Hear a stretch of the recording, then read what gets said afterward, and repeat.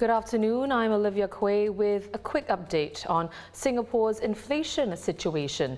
As expected, consumer prices are continuing to rise, especially for food, electricity and gas. Core inflation in the month of May climbing to 3.6% compared with a year ago and up from 3.3% in April. That is the highest figure in 13 years since December 2008 when it hit 4.2%. Including accommodation and private transport costs, headline inflation rose to 5.6% in May from 5.4% the month before. Well, looking ahead, core inflation is forecast to pick up further in the coming months before moderating towards the end of the year.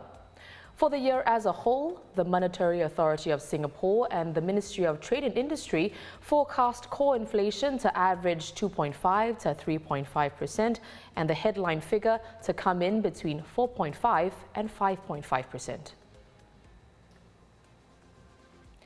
Over in the US, where inflation is running at a 40-year high of 8.6%, Federal Reserve Chairman Jerome Powell testified in Congress that a recession was certainly a possibility.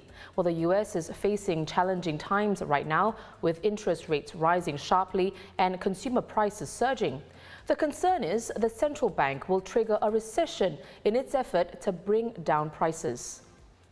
Do you agree with the perspective, and then I'll be done, but do you agree with the perspective that if interest rates go too high, too fast, it could drive us into a recession? It's certainly a possibility. It's not our intended outcome at all, but it's certainly a possibility. And frankly, the events of the last few months around the world have made it more difficult for us to achieve what we want, which is 2% inflation and still a strong labor market. We'll have more reaction to those remarks as well as Singapore's latest inflation figures at 5:30 p.m. on The Big Story. Don't forget to hit subscribe to stay informed and activate the bell icon on YouTube to catch more live news updates. I'm Olivia Quay. Thank you so much for watching.